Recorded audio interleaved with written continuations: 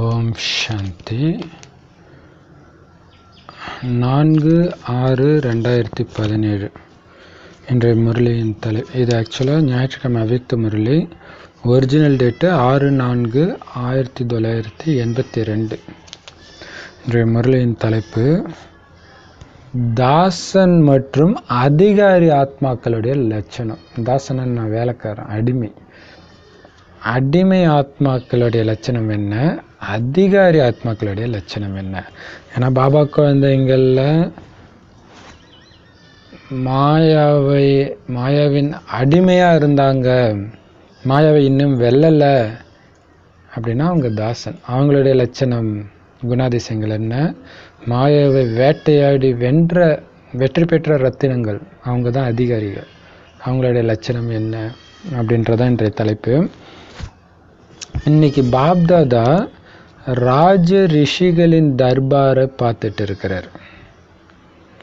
ராஜானா அதிகாரி, ஆனால் ரிஷினா எல்லாத்தையும் தியாகம் செஞ்சவர், தியாகி மற்றும் தபஸ்வி. அதனால் பாப்தாதா அனைத்து பிராமண குழந்தைகளை அதிகாரி ஆத்மா மற்றும் மகா தியாகி ஆத்மா இந்த ரெண்டையும் வாழ்க்கையில் பிரத்யக்ஷ ஸ்வரூபத்தில் எந்த அளவுக்கு கொண்டுட்டு வந்திருக்கிறாங்க அப்படின்னு பார்த்துட்ருக்கிறார். அதிகாரி மற்றும் தியாகி ரெண்டுலேயுமே சமநிலை இருக்கணும். அதிகாரியாகவும் முழுமையாக இருக்கணும், தியாகியாகவும் முழுமையாக இருக்கணும். ரெண்டும் சேர்ந்தே இருக்க முடியுமா? அதை தெரிஞ்சிருக்கிறீங்களா? நீங்கள் அனுபவிகளாகவும் இருக்கிறீங்க. தியாகமே இல்லாமல் ராஜ்யத்தை அடைய முடியுமா? சுயத்தின் அதிகாரம், அதாவது சுய ராஜ்யத்தை அடைய முடியுமா? தியாகம் செஞ்சீங்க, அதனால தான் சுயராஜ்ய அதிகாரி ஆகி இருக்கிறீங்க. இதுவா அனுபவம் இருக்குது தானே? தியாகத்தின் சூத்திரத்தை இதற்கு முன்பும் சொல்லி இருக்கிறோம். தியாகம்னா என்ன அப்படின்ட்டு கடந்த 2 வார வானிலை வருது இல்லையா, சம்பூர்ண தியாகம். ஸோ அது இன்னைக்கு அதோடைய கண்டினியூஷன் மாதிரி சொல்கிறாரு. ராஜ ரிஷிகளின் தர்பார். ராஜானா அதிகாரி ஆத்மாக்கள், ரிஷினா எல்லாத்தையும் தியாகம் செஞ்சவங்க. ஸோ அதிகாரியாகவும் இருக்கணும், தியாகியாகவும் இருக்கணும். அந்த மாதிரி இருக்கிறவங்க தான் ராஜ ரிஷி. அந்த மாதிரி தர்பார், அந்த மாதிரி ஒரு குழுவை பார்க்குறாரு. தியாகியாகவும் தபஸ்வியாகவும் இருக்கிற குழந்தைங்க. அப்போ ஒவ்வொரு பிராமண குழந்தைகளும் எந்த அளவுக்கு அதிகாரி ஆத்மாவும் அதே நேரத்தில் மகா தியாகி ஆத்மாவாகவும் இருக்கிறாங்க.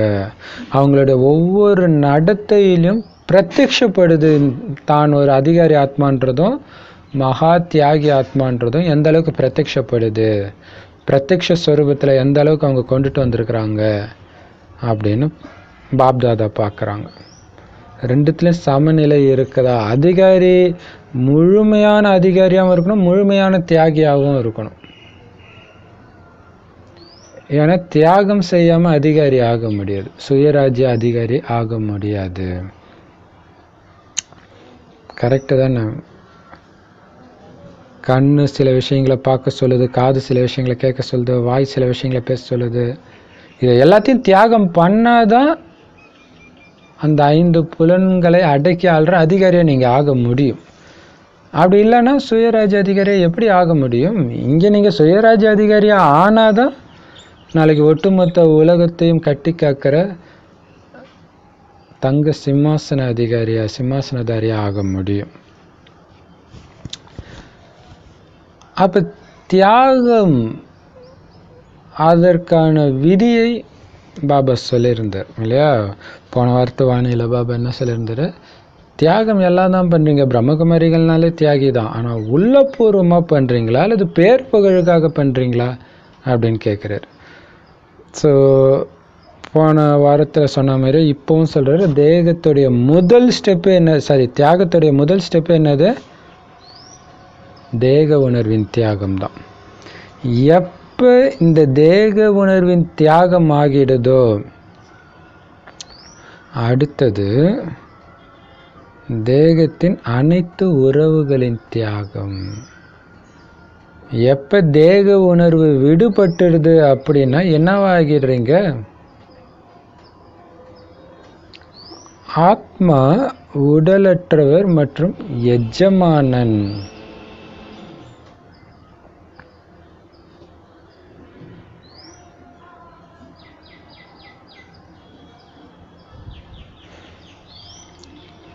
தேகத்தின் பந்தனத்திலிருந்து விடுபட்டு, அதாவது ஜீவன் முக்த் ராஜ்ய அதிகாரி ஆகிறீங்க.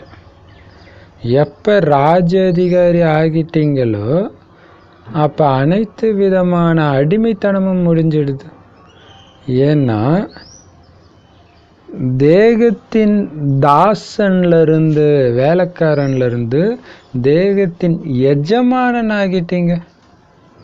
அடிமைத்தனம் விடுபட்டுடுச்சு. தாசன் மற்றும் அதிகாரி ரெண்டு நிலையும் சேர்ந்தே இருக்கவே முடியாது.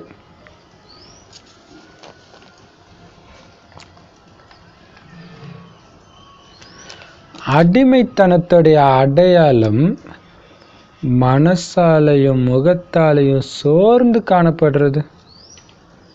சோர்வடைவது அடிமைத்தனத்தின் அடையாளம்.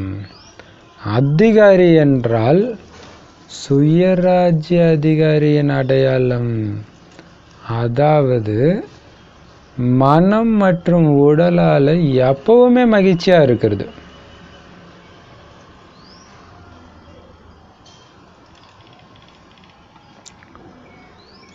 தாசன் எப்பவுமே நிலை குலைஞ்சு இருப்பார். ராஜ அதிகாரியோ எப்பவுமே சிம்மாசனத்தில் அமர்ந்திருப்பார். தாசன் சின்னஞ்சிறு விஷயத்தில் அல்லது ஒரு நொடியிலேயே குழப்பம் அடைஞ்சிடுவார். ஆனால் அதிகாரி எப்பவுமே தன்னை சௌகரியமாக இருக்கிறதா தான் அனுபவம் செய்வார். இந்த அடையாளங்களை வச்சு செக் பண்ணுங்க நீங்கள் யாராக இருக்கிறீங்கன்ட்டு. தாசனா அதிகாரியா? எந்த ஒரு சூழ்நிலையும்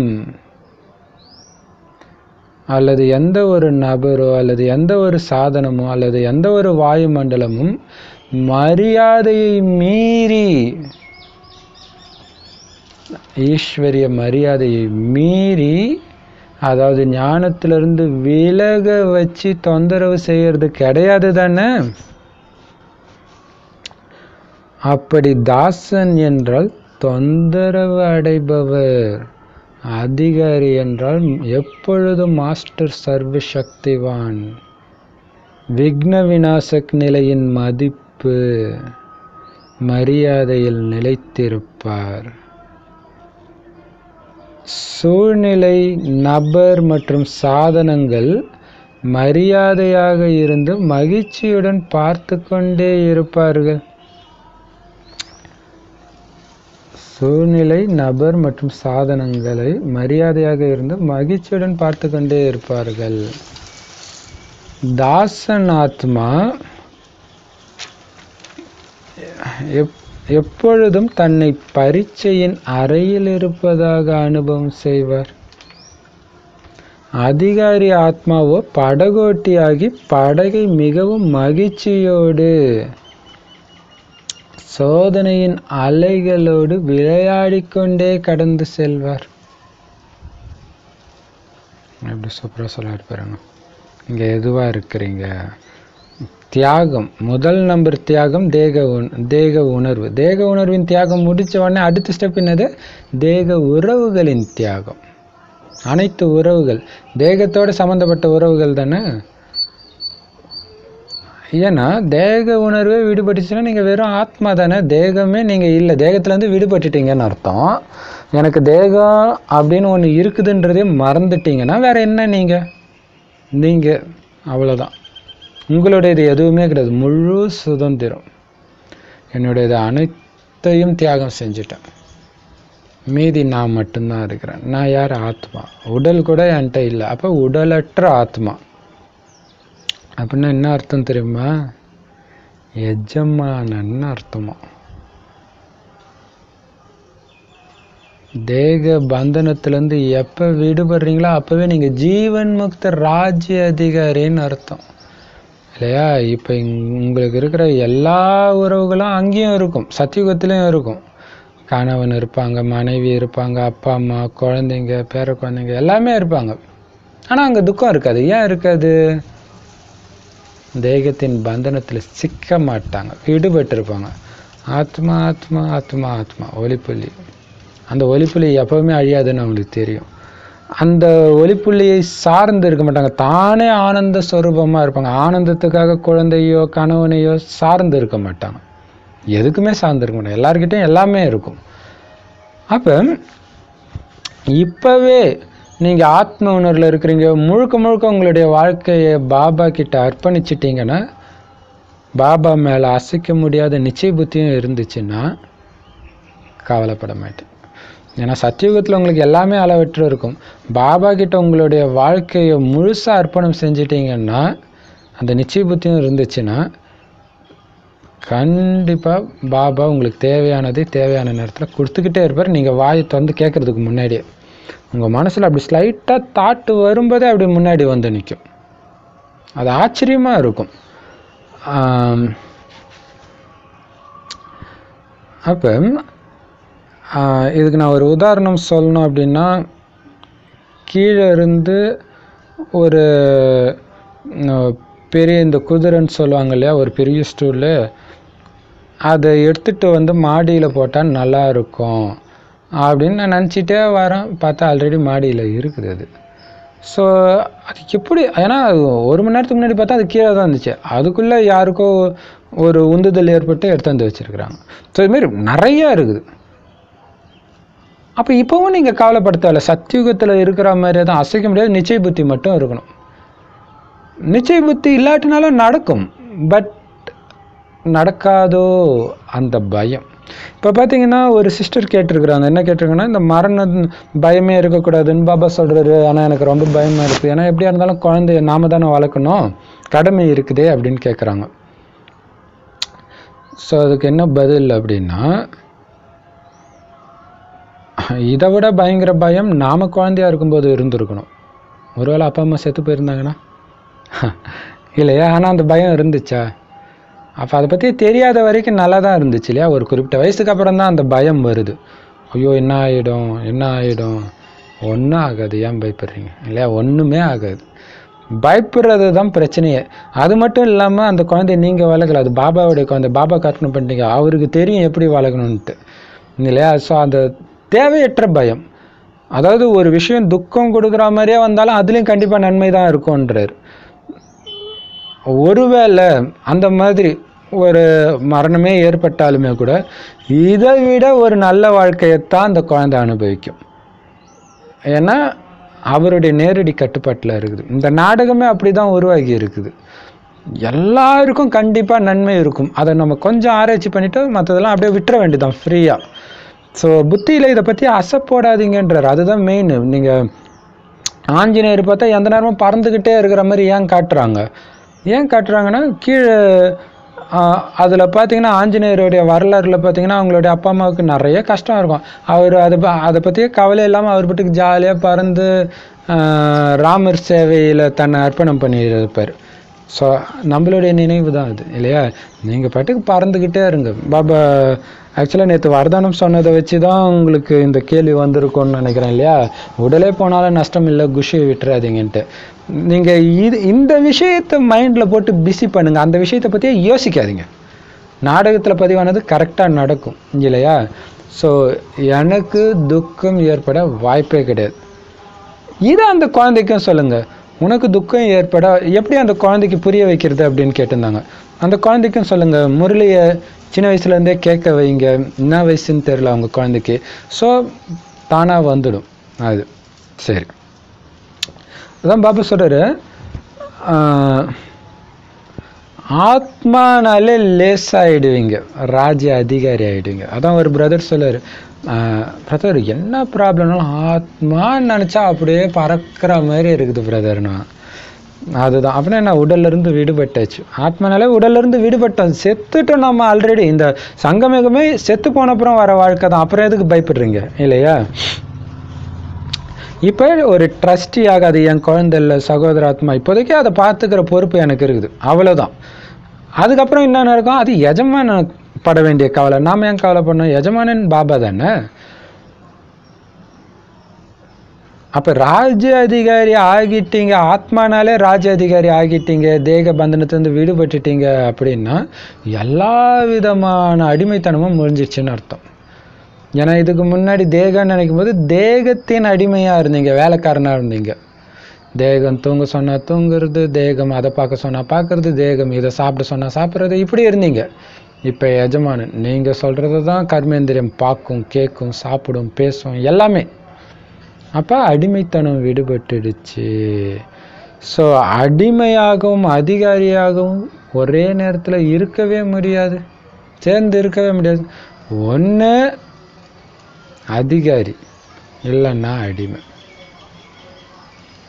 ரெண்டும் சேர்ந்து இருக்க முடியாது.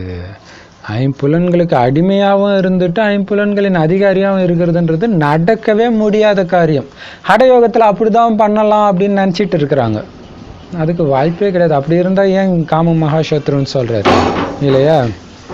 ஆனால் ஹடயோகத்தை சொல்லிக் கொடுக்குற குருக்கள் காசு வாங்கணுன்றதுக்காக அதெல்லாம் தப்பு இல்லை, ஐம்புலன்கள் எப்படி வேணாலும் விடுங்க, கூட இந்த பிராணாயாமம் பண்ணுங்க, சரியாயிடும்ன்றாரு இல்லையா?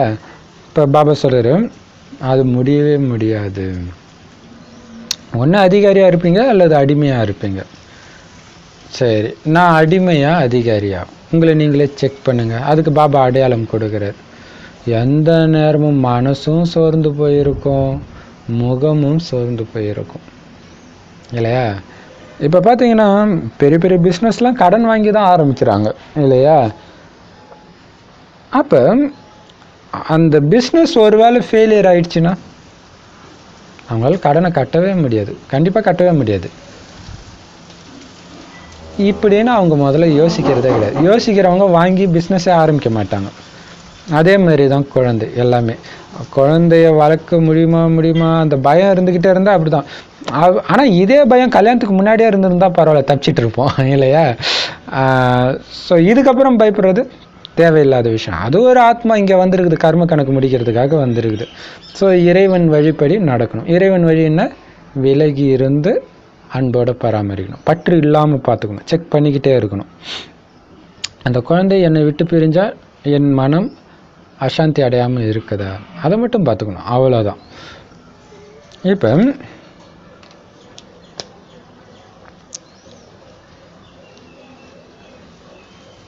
அடிமைத்தனால எப்பவுமே சோர்ந்து இருப்பாங்க. மனசுலேயும் ஐயோ நம்ம நினைக்கிறதெல்லாம் செய்யவே முடியலையே, கர்மேந்திரங்களை கட்டுப்படுத்தணும்னு நினைக்கிற முடியலையே, என்னைக்கு தான் நாராயணன் ஆகிறது, இப்படியே ஒவ்வொரு தடவையும் மாயக்கிட்ட மாட்டிக்கிட்டு அந்த ஒரு சோர்வுத்தன்மை மனசுலையும் இருக்கும். மனசில் என்ன இருக்குதோ அது முகத்துலேயும் தெரியும் இல்லையா? ஸோ சோர்ந்து காணப்படுறது. ஆனால் அதிகாரினா எப்படி தெரியுமா இருக்கும், சுய ராஜ்ய அதிகாரியோடைய அடையாளம் என்னன்னா, அவங்க மனமும் எப்பவுமே குஷியாக ஊக்க உற்சாகத்தோடு இருப்பாங்க, அவங்க உடலாலையும் எப்பவுமே குஷியாக இருப்பாங்க. அது எப்படி சாத்தியம் அப்படின்னா, பாபா சொல்கிறது அப்படியே சோம்பல் இல்லாமல் செஞ்சுக்கிட்டே இருந்தீங்கன்னா அந்த குஷி வந்துடும். கொஞ்சம் சோர்ந்து இன்னைக்கு வெளியூருக்கு போயிட்டு வந்தேன், டயர்டாக இருக்குது, இன்றைக்கி ஒரு நாள் வாணி படிக்க வேண்டாம், ஸோ அது மாதிரி கொஞ்சம் அப்படி ஸ்லைட்டாக அலட்சியம் விட்டிங்கன்னா தான் சோர்ந்து போயிடுது. உயிரே போனாலும் பாபா சொன்னது செஞ்சிடணும். பாபா சொல்கிற டைமுக்கு வாணியை படிக்கணும், பாபா சொல்கிற டைமுக்கு அந்த பயிற்சி பண்ணணும், பாபா நினைவிலே இருக்கணும், பாபா கூட வச்சுருக்கணும், புத்திக்கு தொடர்ந்து வேலை கொடுத்துட்டே இருக்கணும், ஓய்வே விடக்கூடாது. அப்போ குஷியாக இருப்பீங்க. ஆனால் ஓய்வு விட்டீங்க, சரி உலகத்தில் எல்லாரும் எப்படி இருக்கிறாங்க, டிவி பார்க்குறாங்க, கதை அடிக்கிறாங்க, நீங்களும் அங்கே போனீங்க, கொஞ்ச நேரத்தில் அப்படியே டக் டக் டக் டக்குன்னு பாபாவுடைய ஞானம்லாம் உங்கள் புத்தியை விட்டு காலி பண்ணிட்டு ஓடி போய்டும். அப்புறம் ஒரு டெஸ்ட் பேப்பர் வந்துச்சுன்னா அப்படியே ஊந்துடுவீங்க. இப்போ பாபா சொல்கிறாரு, அதனால தாசன் எப்பவுமே நிலக்குலைஞ்சு இருப்பார், ஆனா அதிகாரி எப்பவுமே சிம்மாசனத்துல இருப்பார். பாபாவுடைய இதய சிம்மாசனத்துல, ராஜ அதிகாரின்ற அந்த கம்பீரமான சிம்மாசனத்துல இறங்கியே வர்றதில்ல. மாயா சொல்லும், வா இறங்கி வா இறங்கி வா. நான் எதுக்கு வரணும்? இது பார்த்தீங்கன்னா மகாபாரதத்துல இருக்குது அழகா. கர்ணனுக்கு ஒரு டைம் அவனுடைய தேரோட்டி ஒத்துழைப்பு கொடுக்க மாட்டான். அதனால கடுப்பாய் கர்ணன் கீழே இறங்கிடுவான். இறங்கினவுடனே அர்ஜுனன் சொல்லுவான், இல்லை நீ தேர் மேலே ஏறு, சமமாக தான் சண்டை போடணும். சரி சமமாக தானே சண்டை போடணும், நான் இறங்கிட்டேன்ல நீ இறங்கு அப்படின்னுவான். யார்? கர்ணன் சொல்லுவான். அப்போ அர்ஜுனன் இறங்க போகும்போது கிருஷ்ணர் சொல்லுவார், வேண்டாம் அர்ஜுனா இறங்காத. ஏன்னா போர் விதிப்படி ஒருத்தன் இறங்கிட்டான்னா சரணாகதி அடைஞ்சிட்டான்னு அர்த்தம். சரணாகதி அடைஞ்சவங்க கூட சண்டை போடுறது நமக்கு அசிங்கம் அப்படின்னாரு. அப்போ அது என்ன அர்த்தம்? தேக உணர்வுன்ற மண்ணில் இறங்குறவங்க விகாரத்தின் வசமாகிறதுன்னு அர்த்தம். ஸோ மாயா அப்படி தான் கூப்பிடும், வா வான்னு. அப்போ பாபாவுடைய குரல் கேட்கும் நமக்கு, பாபாவுடைய ஞானப்பயன் கேட்கும், போகாத, தேக உணர்வு வேண்டாம், ஐம்புலன்களை உன் கட்டுப்பாட்டுக்குள்ளே வச்சுக்கோ. ஒரே வீச்சில் எல்லா விகாரங்களும் ஓடி போயிடணும், எல்லா வீண் சிந்தனைகளும் ஓடிடணும், எல்லா எதிர்மறையும் ஓடிடணும், இறைவனுக்கு சமமான சர்வசக்திகள் நிறைஞ்சிருக்கணும். அப்படியே டக்குன்னு அந்த சொருவம் மாயிடணும். அப்படின்னா என்ன அர்த்தம்? அந்த சிம்மாசனத்தை விட்டு இறங்கலை. நான் யார்? ராஜா. நான் என்ன அடிமையா? ராஜா சிம்மாசனத்திலே தான் இருப்பார் இல்லையா? அப்படி இருக்கணும். தாசன் தான் நிலக்குலைஞ்சு போயிடும். மாயா எந்த விதமான கவர்ச்சியை காட்டி வான்னு கூப்பிட்டாலும் டமால்னு இறங்கி ஊந்துடுவான். யார்? அடிமை, தாசன், வேலைக்காரன். ஆனால் அதிகாரி சிம்மாசனத்தில் இருப்பார். நான் யார் தெரியுமா? என்னையாடா கூப்பிடுற மாயா? இல்லையா? சீதையை வான்னு அழகாக கவர்ந்து இழுத்துட்டு போனான், பல ரூபத்தை காட்டி ராவணன். ராஜ அதிகாரி அசர மாட்டாங்க, எப்பவும் சிம்மாசனத்தில் இருப்பாங்க. ஆனால் அடிமை என்ன பண்ணுவோம்? சின்ன சின்ன விஷயத்துக்கெல்லாம் குழப்பம், ஏன் எப்படி எதுக்கு மாட்டிக்குவான். அதனால் வெளியே வர முடியாது இல்லையா? இப்போ பாபா சொல்கிறாரு, ஸோ அதுதான் சக்கர வியூகம்ன்ட்டு மகாபாரதத்தை சொல்கிறாங்க. அது என்ன வியூகம்? வியூகம் இல்லையா? வியூகம். இவங்களா ஒரு வியூகத்தை உருவாக்குறது. இப்படி இருக்குமா அப்படி இருக்குமா, அது ஒரு சக்கரமாக்கி உள்ளே போய் அவரே மாட்டிக்கிறாரு. அப்போ சின்ன சின்ன விஷயத்துக்கெல்லாம் குழப்பம், இப்படி இருக்குமா அப்படி இருக்குமா, இது ஏன் இப்படி இருந்துச்சு, அது ஏன் இப்படி இருந்துச்சு. ஆனால் அதிகாரி என்ன பண்ணாரு? பெரிய மலை மாதிரி பிரச்சனை வந்தாலும் ஒன்றுமே ஆகலைச்சு, அவ்வளோதானே. அவர் ஜாலியாக ஹாயாக இருப்பாராம், சிம்மாசனத்தில் சௌகரியமாக அனுபவம் பண்ணுவாராம். இவ்வளோ டெஸ்ட் பேப்பர் இருக்குது, இந்த இடத்துல இருக்க முடியுமா? டெஸ்ட் பேப்பரை எங்கே? என் கண்ணுக்கு எதுவுமே தெரியல, எல்லாம் நல்லா தான் இருக்குது, எல்லோரும் நல்லா தான் இருக்கிறாங்க. அப்படி ஃபீல் ஆகும். யாருக்கு? எஜமானன், அதிகாரி, ராஜ அதிகாரிக்கு. இப்போ செக் பண்ணுங்க, உங்களுக்கு அடிக்கடி எந்த குணம் வருது, எந்த குணம் மேலோங்கி இருக்குது? அடிமையோடைய குணமா அதிகாரியோடைய குணமா? சதா மகிழ்ச்சியாக இருக்கிறீங்களா, சதா சோர்ந்து போயிருக்கிறீங்களா, சதா குழப்பத்தில் இருக்கிறீங்களா, சதா சிம்மாசனத்தில் உட்காந்துட்டு இருக்கிறீங்களா? செக் பண்ணுங்க. தாசனா அதிகாரியா நீங்கள் செக் பண்ணுங்க.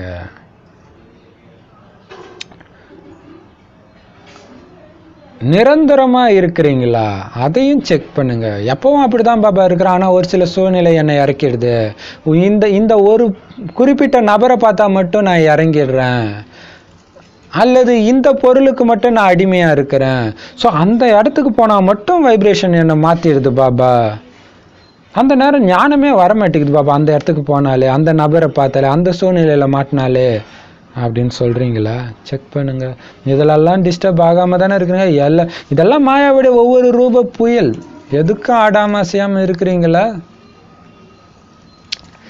தாசன்னா டிஸ்டர்ப் ஆகிட்டே இருக்கிறவர், குழம்பிட்டே இருக்கிறவர். அதிகாரினா சர்வ சக்திகள் நிறைந்த விக்ன விநாசக் நிலையில் எப்போவுமே ஈஸ்வரிய மரியாதையில் நிலைச்சிருக்கிறவர். சர்வ சக்திகள் நிறைஞ்சிருந்தால் அவங்க ஏன் குழம்புறாங்க இல்லையா? சர்வ சக்திகள் இருக்குதுனாலே என்ன அர்த்தம்? எனக்கு அதை பற்றியும் கவலை இல்லை எல்லாம். ஸோ அதுக்கான ஞான பாயிண்ட் அந்தந்த டைமில் சுற்றிக்கிட்டே இருக்கணும். அனைத்தும் நன்மைக்கே நடக்கும். பாபா இந்த வரதானத்தெல்லாம் சொன்னார்ல, என்னானாலும் நான் எதுக்கு குஷியை விடணும், பாபா இருக்காரு. குஷியை விட்டு இந்த நேரம் கடைசி நொடி ஆயிடுச்சுன்னா என் நிலைமை என்ன ஆகிடும்?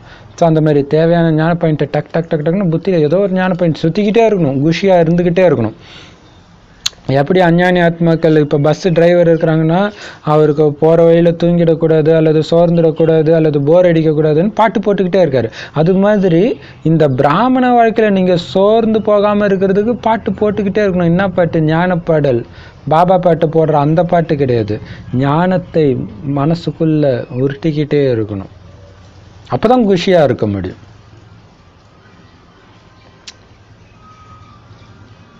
அப்போ எந்த விதமான நபர் வந்தாலும், சாதனங்கள் வந்தாலும், சூழ்நிலை வந்தாலும் ஈஸ்வரிய மரியாதையில் நிலைச்சிருந்து மகிழ்ச்சியாக பார்த்துக்கிட்டு இருப்பாங்க. அப்படின்னு என்ன அர்த்தம்?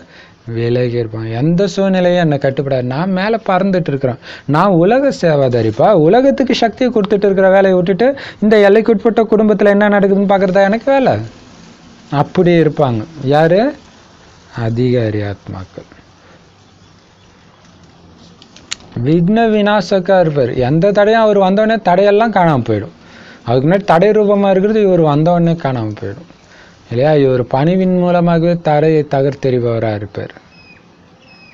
ஆனால் தாசனாத்மா, ஐயோ எனக்கு எப்போவுமே டெஸ்ட் பேப்பர், ஐயோ எக்ஸாம் ஹாலில் உட்கார வச்சுட்டா இருப்பா, எழுதிக்கிட்டே இருக்கிறான் டெஸ்ட் பேப்பர் கண்டினியூஸாக, அப்படி அனுபவம் செய்வாங்களாம். ஆனால் அதிகாரி ஆத்மா அதாவது என்ன வித்தியாசம்? அவர் அந்த ரூம்ல ஜெயிலில் பிடிச்சி வச்சுட்டான் ராவணன், அப்படி ஃபீல் ஆகுது. ஆனால் அதிகாரி ஆத்மாவுக்கு அவருடைய வாழ்க்கைன்ற படகு போய்கிட்டே இருக்குது. போகிற வழியில் இந்த டெஸ்ட் பேப்பருன்ற அலையோட ஜாலியாக விளையாண்டுக்கிட்டு இருக்கார், விளையாண்டு கடந்து போயிட்டு இருக்கிறாராம். ஒரு விளையாட்டாக அனுபவம் ஆகுது. அப்போ இதில் என்னென்னா, நான் அதிகாரி ஆத்மா, நான் தான் இந்த ஸ்ரீநாராயண ஆத்மா, அந்த உணர்வை திரும்ப திரும்ப எடுத்துகிட்டு வரணும். நான் சாதாரண ஆத்மா கிடையாதுன்றத பல தடவை சொல்லணும். அது ரொம்ப ரொம்ப முக்கியமானது. கண்டினியூஸாக சின்ன சின்ன விஷயத்துக்கெல்லாம் கூட சொல்லுங்கள். கொஞ்சம் சோர்வாக இருக்குது, படுக்கிறீங்க, சரி ரெஸ்ட் எடுக்கலாம்னு நினைக்கும்போது, ஐயோ நான் சாதாரண ஆத்மா கிடையாது, ஏந்திரிக்கணும். இப்போ ஈஸ்வரி சேவை செய்யாமல் எப்போ செய்கிறது? டக்குன்னு ஏஞ்சிடுங்க இல்லையா? ஸோ அது மாதிரி உங்களுக்குள்ள அது திரும்ப திரும்ப எடுத்துகிட்டு வரணும். நான் அதிகாரி ஆத்மா, எல்லாம் விளையாட்டு, விளையாடுறோம், வா நீ எப்படி வேணாலும் வா, நான் விளையாடுறேன், பாபா இருக்கார். ஒரு வினாடியில் அங்கே பார்த்தீங்கன்னா அனுமர் வந்து ஜெய் ஸ்ரீராம்னு அப்படியே டக்குன்னு பறந்து போயிடாரு பாருங்க. அதே மாதிரி பாபா அப்படின்னு மனசார சொல்லி டக்குன்னு பாபா நினச்சி மேலே பறந்து ஓடி போயிடுங்க. கீழே இருக்கிற எல்லாம் ஒரு வினாடியில் ஆத்மா மேலே போயிடணும். இங்கே இருக்கவே கூடாது, ஏன் எதுக்குன்ற கேள்வியே இருக்கக்கூடாது. அப்போ தான் அதிகாரி ஆத்மா. தாச ஆத்மாக்களுடைய கர்ம லீலைகளை பார்த்து பாப்தாதா இரக்கத்தின் கூடவே புன்சிரிப்பு செய்து கொண்டும் இருக்கிறார். இந்த உலகத்தில் கூட சிரிப்பூட்டும் ஒரு கதையை சொல்கிறாங்க தானே. தாச ஆத்மாக்கள் என்ன செய்வாங்க? கதை ஞாபகம் இருக்குதா? சொல்லியிருந்தோம் தானே, எலி வருகிறது, எலி விரட்டியாச்சு அப்படின்னா பூனை வந்துடுது, பூனையை விரட்டிய பிறகு நாய் வந்துடுது, ஒன்றை அகற்றினால் இன்னொன்று வந்து விடுகிறது, இன்னொன்றை அகற்றினால் மூன்றாவது வந்து விடுகிறது. இதே கர்ம லீலையில் பிஸியாக இருக்கிறாங்க. ஏன்னா தாச ஆத்மாக்கள் இல்லையா? சில நேரம் கண் என்ற எலி ஏமாற்றி விடுகிறது, சில நேரம் காது என்ற பூனை ஏமாற்றி விடுகிறது, சில நேரம் தீய சமஸ்காரம் என்ற சிங்கம் தாக்கி விடுகிறது. மேலும் பாவம் அந்த தாச ஆத்மா அவர்களை அகற்றி அகற்றி உதாசாகிட்டார். உதாஸ்னா ஹிந்தியில் சோர்வாகிட்டார், சோர்வடைஞ்சிடுறாரு. எனவே பாப்தாதாவுக்கு இரக்கமும் வருது, கூடவே சிரிப்பும் வருது, புன்சிரிப்பும் வருது. ஆசனத்தை ஏன் விடுறீங்க? தானா வழுக்கி போயிடுதா? தானா ஆசனத்துலேருந்து வழுக்கி கீழே இறங்கிடுறீங்களா? நினைவுன்ற காந்தத்தினால தன்னை அந்த ஆசனத்தில் உறுதியாக அமர வச்சிட்டிங்கன்னா வழுக்காது. வேற என்ன செய்கிறாங்க? பாப்தாதாவின் எதிரில் வேண்டுதல்களின் நீல அகல கோப்புகளை வச்சிடுறாங்க.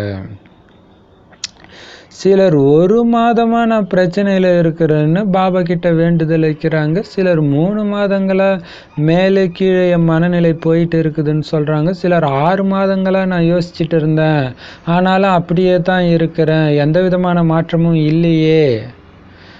இப்படி நிறைய வேண்டுதல்கள் ஒன்றா சேர்த்து ஒரு பெரிய ஃபைலே ஆகிடுது. ஆனால் பாபா சொல்கிறாரு, நீங்கள் எவ்வளோ பெரிய ஃபைலை என்கிட்ட கொடுக்குறீங்களோ அந்த அளவுக்கு அபராதம் கொடுக்க வேண்டியதாக இருக்கும். அதை நீங்கள் யோசிச்சுக்கோங்க. என்கிட்ட ஃபைல் எடுத்துகிட்டு வர்றதுக்கு முன்னாடி யோசிச்சுக்கோங்க. அதனால் வேண்டுதல்களை அகற்றுவதற்கான சுலபமான சாதனம் என்ன தெரியுமா? எப்பவுமே பாபாவுடைய விருப்பப்படி, பாபா சொன்ன வழிப்படி நடந்துக்கோங்க. என்னுடைய விருப்பம் இது அப்படின்னா அது உங்களுடைய மன விருப்பம். அது வேண்டுதல்களின் கோப்பையை உருவாக்கிடுது.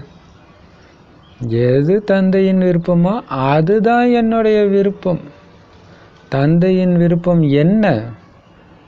ஒவ்வொரு ஆத்மாவும் எப்பவுமே சுப சிந்தனை செய்பவராக, அனைவருக்காகவும்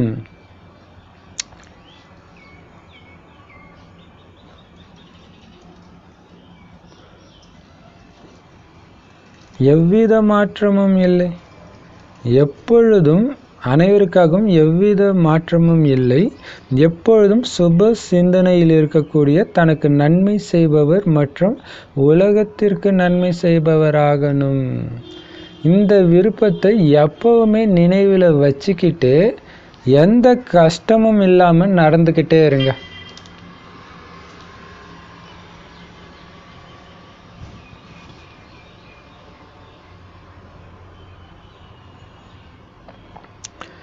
எப்படி கண்ணை மூடிக்கொண்டு போய்கொண்டே இருங்கள்னு சொல்கிறாங்க இல்லையா, அந்த மாதிரி இல்லையே, இந்த மாதிரி ஆகாதே என்ற இந்த கண்களை முதல்ல திறக்கவே செய்யாதீங்க.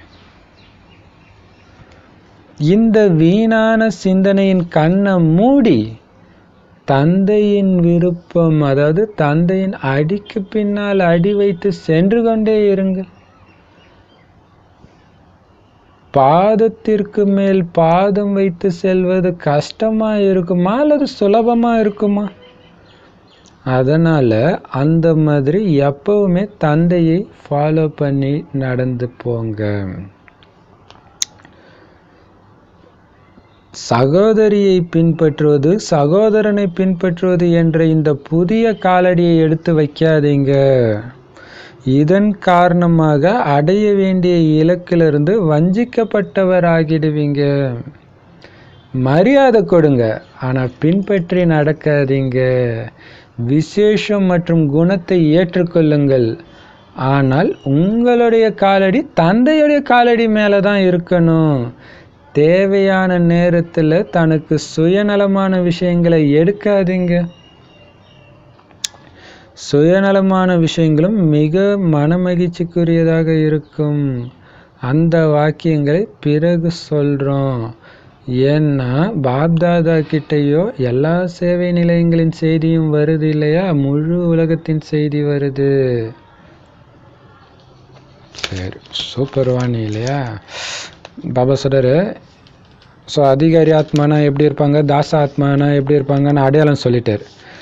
இப்போ தாச ஆத்மாக்களை பற்றி சொல்கிறார். தாச ஆத்மாக்களுக்கு ட்ரீட்மெண்ட் கொடுக்குறார் இல்லையா ஆன்மீக மருத்துவர். என்ன சொல்கிறாருன்னா, இந்த தாச ஆத்மாக்கள் கர்ம அவங்க செய்கிற கர்மங்கள், காரியங்கள், அந்த லீலையை பார்த்து அவருக்கு இரக்கமும் வருதான், சிரிப்பும் வருதான். அந்த மாதிரி லீலை பண்ணுறாங்களாம் அவங்களுடைய நடத்தையின் மூலமாக. எப்படி ஒரு கதையில் எலியை துரத்துனாங்களாம், பின்னாடி பூனை வந்துச்சான், பூனையை துரத்திட்டு போய் முடிக்கிறதுக்குள்ளே நாய் வந்துச்சு, இப்படி ஒன்று ஒன்றா துரத்திக்கிட்டே இருக்கிறாங்க. அந்த மாதிரி தாசாத்மாக்கள் இருக்கிறாங்க. ஒரு மாயா வருது, அது கூட கஷ்டப்பட்டு சண்டைப்பட்டு போய் துரத்திட்டு வர்றதுக்குள்ளே இன்னொரு மாயா வந்து உட்காந்துக்குதான். எலி மாதிரி ஒரு மாயா வருது, அதாவது கண்ணு ஒரு எலி அப்படி சொல்கிறார். கண்ணு தப்பானதை பார்க்கக்கூடாதுன்னும் போது போய் மாட்டிக்குது, ஏதோ ஒரு தேக கவர்ச்சியில் போய் மாட்டி தப்பு பண்ணிடுது. அப்போ அதுக்கப்புறம் பாபாவுடைய வாணி அது இதுன்னு படித்து அதுக்கப்புறம் சரி இன்றைக்கி நான் கண்ணில் எந்த தப்பும் பண்ண மாட்டேன்னு போது தவறான விஷயம், மற்றவங்கள பற்றிய குறைகள், இந்த மாதிரி விஷயத்தை கேட்குது. அடுத்தது பாபா வாணியில் சொல்லும்போது வைராக்கியம் வந்து இனிமேல்ட்டு நான் கேட்கவே கூடாதுன்னு இருக்கும்போது என்ன ஆயிடுது, வேற ஏதாவது சமஸ்காரம் வந்தது, சமஸ்காரன்ற சிங்கம் தாக்கிடுது, திடீர்னு கோபம் வந்துடுது. இப்படி ஒரு சமஸ்காரமாக மாற்ற துரத்திக்கிட்டே இருக்க வேண்டியதாக இருக்குது. அப்போ என்ன ஆகிடுறாங்க, சோர்ந்து போயிடுறாங்க. அட போடா நம்மளால முடியாது பிள்ளை இருக்கு நாராயணன் ஆகுறது அப்படின்னு சோர்ந்து விழுந்துடுறாங்க. அதனால தான் பாப்தாதாவுக்கு இறக்கம் வருதான், கூடவே சிரிப்பும் வருதான். ஏன் சிரிப்பு வருதுன்னா, நான் உன்னை இறங்கி போய் துரத்த சொல்லலை, நீ ஆசனத்தை விட்டு இறங்கலைன்னா முதல்ல அது உன் கிட்டேயே வராதுன்ற. சூப்பர் பாயிண்ட் இல்லை? அது ஒன்று மிரட்டும், ஏய் வா வா சண்டைக்குன்னு, நீ ஏன் இறங்குற, நீ மேலே இருக்க வேண்டியது தானே பாபாவுடைய இதே சிம்மாசனத்தில், உள்ளேயே இருங்க, இதே சிம்மாசனத்தை விட்டு இறங்காதீங்க. அப்படின்னா என்ன அர்த்தம், பாபாவுடைய வழியை விட்டு இறங்காதீங்க, பாபாவுடைய நினைவு கட்டாகாமல் பார்த்துக்கோங்க. இந்த சங்கமயுகம் ஃபுல்லாக ஒரே போட்டி. அதாவது சின்ன வயசில் குழந்தைங்க வந்து மூச்சு எவ்வளோ நேரம் தம் கட்டுறது அப்படின்வாங்க, மூச்சு விடாமல் எவ்வளோ நேரம் அப்படின்ட்டு சின்ன வயசுலலாம் விளையாடுவோம் குழந்தைங்களா இருக்கும்போது. அந்த மாதிரி இந்த சங்கமயுகம் ஃபுல்லாக பாபா குழந்தைங்களுக்கு என்ன விளையாட்டுன்னா, பாபா நினைவு கண்டினியூஸாக என்னால் எவ்வளோ நேரம் வச்சுருக்க முடியுதுன்னு விளையாண்டுகிட்டே இருங்க. மாயா வந்து கட் பண்ணிக்கிட்டே இருக்கும். அப்போ அந்த நினைவுன்ற காந்தத்தினால உறுதியாக உட்காந்துடுங்க, உங்கள் புத்தி அங்கே உட்கார வைங்க. அப்போ ஆசனத்தை விட்டு வழிக்கு கீழே இறங்கி வர மாட்டீங்க. ஸோ நீங்கள் இறங்கி வர்றதுனால தான் மாயா பலவிதமான விகாரத்தில் ஏமாந்துடுறீங்க, மாட்டிக்கிறீங்க. அதனால் என்ன பண்ணிடுறாங்க, பாபா வந்து என்ன தப்பு பண்ணாலும் மறைக்காமல் என்கிட்ட சொல்லுங்கன்றாரா. அதனால் பாபா எனக்கு இந்த சக்தியை கொடு பாபா, எனக்கு இதை மாற்று பாபா, அதை மாற்று பாபா, 1 மாதமாக இந்த ஆத்மா தொல்லை தாங்க முடியல, 3 மாதமாக அந்த ஆத்மா தொல்லை தாங்க முடியல, இந்த மாதிரி நிறையா பாபா கிட்ட பாபா எனக்கு இந்த பிரச்சனை இருந்து நான் எப்படி பாபா வெளில வர்றது, 6 மாதமாக நானும் யோசிச்சுட்டு இருக்கிறேன், இந்த சக்தியை வர வைக்கணும்னு நினைக்கிறேன், ஆனால் எந்த மாற்றமும் இல்லையே பாபா. இந்த மாதிரி நிறைய ஃபைல் பாபா கிட்ட வருதான். ஒரு ஆத்மா அனுப்புது, ஒரே ஆத்மாவே நிறைய அனுப்புதான். அதுக்கு பாபா சொல்கிறாரு, எந்த அளவுக்கு நீங்கள் ஃபைல் பெருசாக வைக்கிறீங்களோ அந்த அளவுக்கு எனக்கு ஃபைன் கட்டணும், யோசிச்சுக்கோங்கன்றார். என்ன ஃபைன் இல்லையா? என்ன அப்படின்னா, நீங்கள் பாபாட்ட சொன்னீங்கன்னா அவர் மாற்றுவார். எப்படி மாற்றுவார்?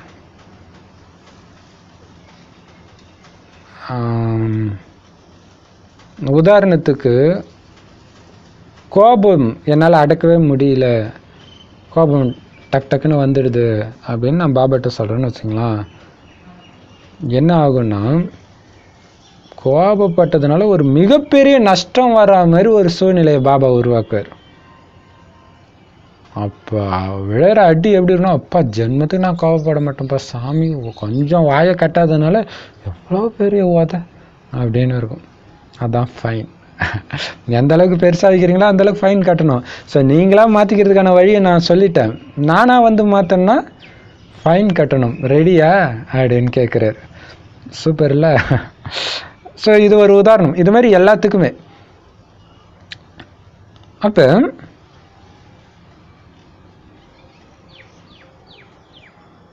இந்த வேண்டுதல்களே இல்லாமல் இருக்கிறதுக்கு நான் ஒரு ஈஸியான சாதனம் சொன்னேனே, அதை ஃபாலோ பண்ணுங்க.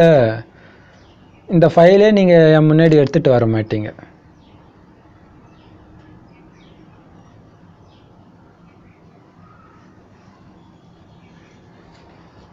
அது என்ன அப்படின்னா, என்னதுன்னு ஒன்று இல்லவே இல்லை, எல்லாமே பாபாவுடையது. இந்த உடம்பும் பாபாவுடையது, எல்லாமே. இப்போ எனக்கு எதுவுமே கிடையாது, நான் வெறும் ஆத்மா, கூப்பிட்டா பரந்தாமத்துக்கு போயிட்டு ரெடியாக இருக்கிறேன். பாபா ஒரு உடம்பு கொடுத்துட்டு இதை பார்த்துக்கொன்றார். ஆனால் யாரோடது இது?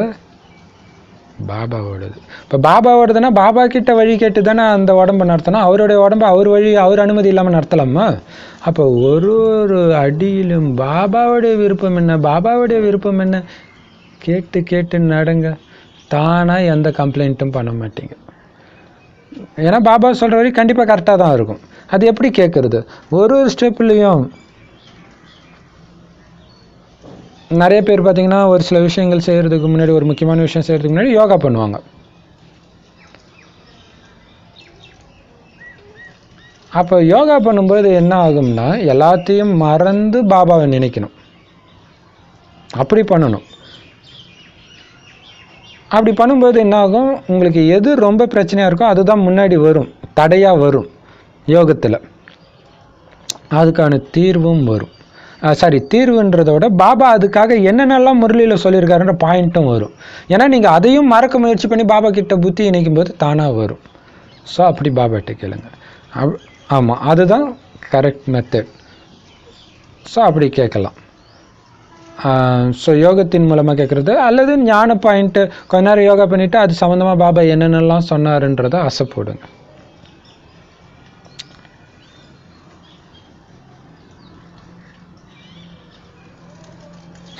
அதை விட்டுட்டு இது என்னோட விருப்பம் அது உங்கள் விருப்பம் அப்படின்னு சொன்னீங்கன்னா அதுதான் வேண்டுதல்களின் கோப்பையை உருவாக்கிடுது. எனக்கு இதை கொடு பாபா, அதை கொடு பாபா, எனக்கு நீ எதுவும் கொடுக்க தேவை பாபா, நீ என்னை எங்கே உட்கார வைக்கிற நான் உட்கார்றேன், என்ன சாப்பிட கொடுக்குற சாப்பிட்றேன், என்ன உடுத்த கொடுக்குற உடுத்திக்கிறேன், என்ன சேவை கொடுக்குற செய்கிறேன். அப்படி இருந்துச்சுன்னா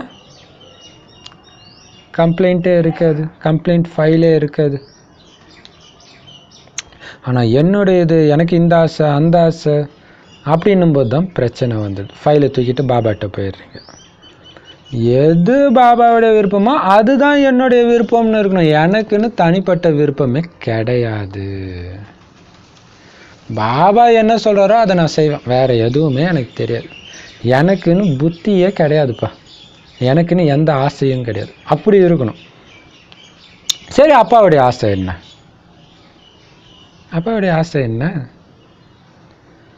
எப்பவுமே சுப சிந்தனை செய்பவராக இருக்கிறது தான் அப்பாவோட ஆசை.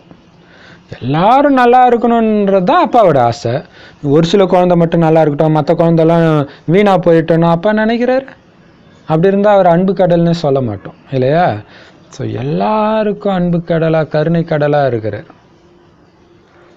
அதனால் ஒவ்வொரு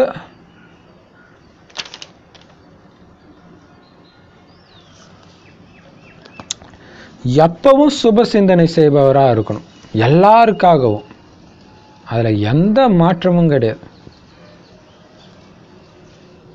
தனக்கும் நன்மை செய்யணும், உலகத்துக்கும் நன்மை செஞ்சுக்கணும் இல்லையா?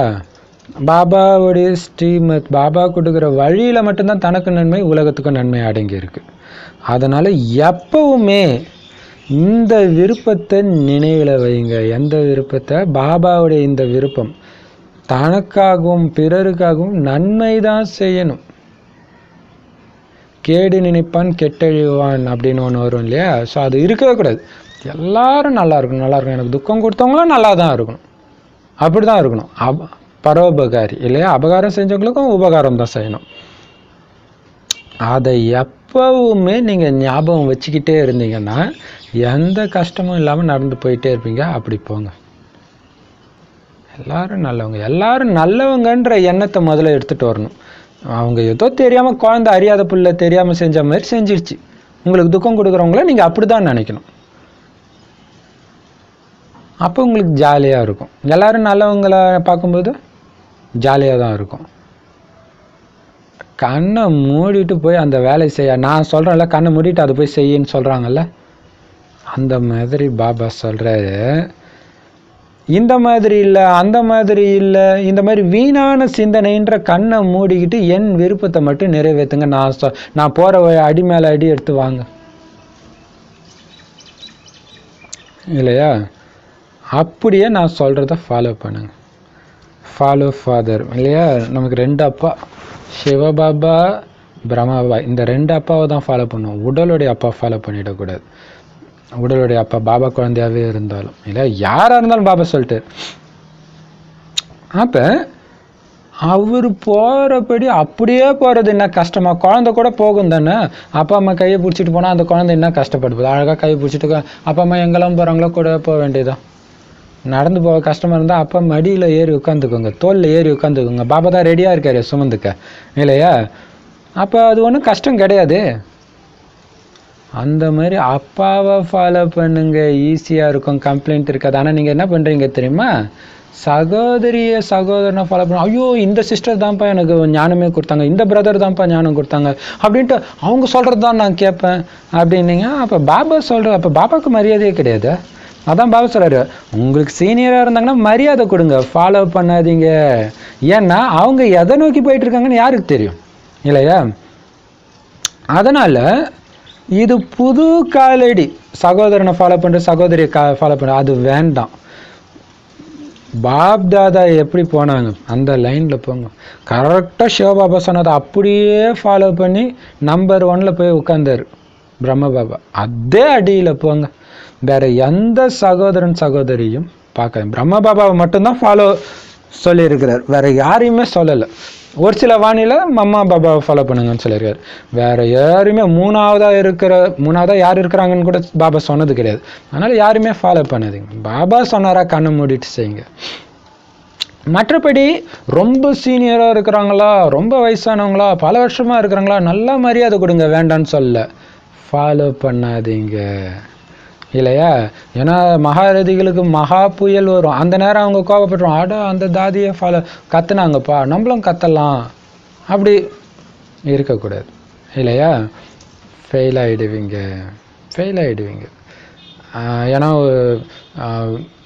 அதாவது ஒரு பெரிய தாதியை திட்டினாங்கன்றத பெருமையாக பட்டியில் சொல்கிறாங்க, எங்களை அப்படி திட்டினாங்க அப்படின்ட்டு. ஸோ அவங்க தவறான அர்த்தத்தில் சொல்ல. ஆனால் கேட்குறோம், தாதிக்கே கோபம் வருது, அப்போ நம்மளும் கோபப்பட்டால் தப்பு இல்லை அப்படி இருக்குன்னு அப்படி தப்பாக வந்துடும் எண்ணம்.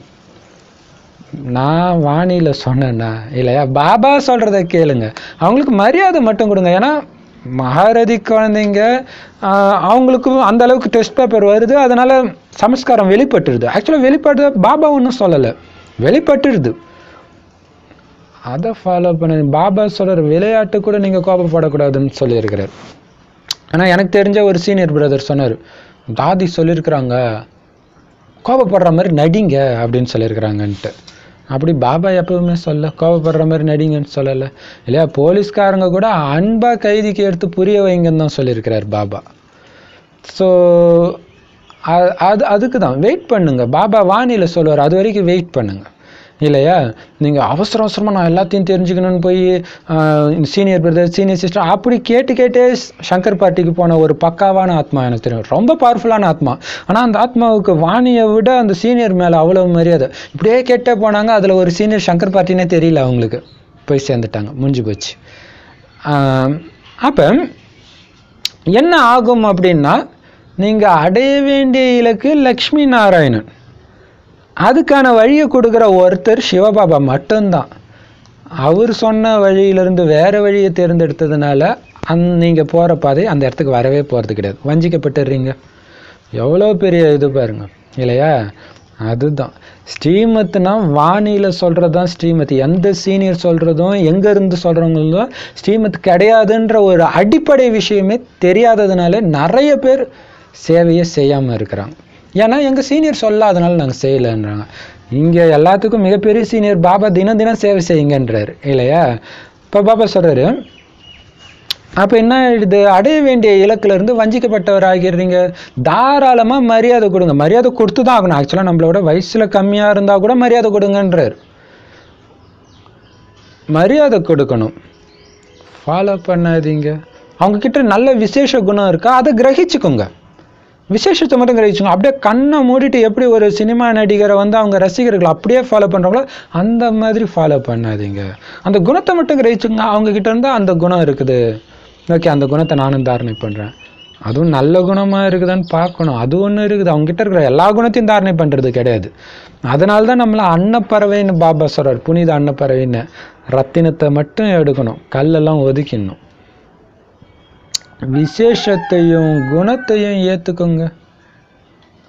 ஆனால் உங்களுடைய கால் எங்கே இருக்கணும்? அப்பா எடுத்து வச்ச கால் அடி மேலே அடி எடுத்து போகணும். இதோடைய நினைவாக தான் கிருஷ்ண ஜெயந்தி அப்போ பார்த்தீங்கன்னா அந்த கால் அடி மேலே அடி எடுத்து போவாங்க இல்லையா? இப்போ பாபா சொல்கிறாரு, அதனால தேவையான நேரத்தில் உங்களுக்கு சுயநலமான விஷயத்தை எடுத்துக்காதீங்க. ஏன்னா அதுவும் குஷியாக தான் இருக்கும், சுயநலமான விஷயங்களும். அதை பற்றி பிறகு சொல்கிறேன்றார். ஸோ அதுக்கப்புறம் பாபா சொல்லுவார், இப்போதைக்கு எனக்கு டச் ஆனது என்ன அப்படின்னா, இப்போ ஒருத்தர் பாபா இதை சொல்கிறாரு, அவருக்கு நல்லாவே தெரியும். இருந்தாலும் போய் சீனியர் சிஸ்டர்கிட்ட அல்லது பிரதர்கிட்ட போய் அதை சொல்கிறாங்கன்னு வச்சுக்கோங்களேன். சொல்லும்போது அவங்க வேறு ஒரு வழி சொல்கிறாங்க, இப்படி பண்ணுங்க அப்படின்ட்டு. இது எனக்கு ஈஸியாக இருக்குதே, இது எனக்கு சாதகமாக இருக்குதுன்ட்டு அதை பண்ணுறது. அப்படி கிடையாது. ஏன்னா உங்களுக்கே தெரியுது பாபா சொல்கிறார் அப்படி பண்ணாதுன்ட்டு. இருந்தாலும் வேற ஒருத்தவங்க சொன்னாங்கன்ட்டு நீங்கள் பண்ணுறீங்கன்னா அப்போ சுயநலமான விஷயமா நீங்கள் எடுத்துக்கிறீங்க. அது உங்களுக்கு குஷியாகவும் இருக்குது. அதை நான் பின்னாடி சொல்கிறேன் அப்படின்னு பாபா சொல்கிறார். அடுத்தது பாபா சொல்கிறாரு, ஏன்னா எனக்கு எல்லா சென்டரில் இருக்கிற நியூஸும் வருது, முழு உலகத்தில் உள்ள சென்டர் நியூஸும் வருது. ஸோ அங்கே என்னென்ன விளையாட்டு விளையாடுறீங்க சுயநலமான விஷயங்களை எடுத்துக்கிட்டு அப்படின்னு எனக்கு தெரியும். நான் சொல்கிறேன். அதனால் இப்போதைக்கு நான் சொல்கிறேன், தயவு செய்து தாச ஆத்மா ஆகிடாதீங்க, அடிமை ஆகிடாதீங்க, ராஜ அதிகாரி. பாபா சொல்கிற வழியை விட்டு கொஞ்சம் கூட வழுக்காதவ சிம்மாசனதாரி ஆகுங்க, அடிமையாகாதீங்க.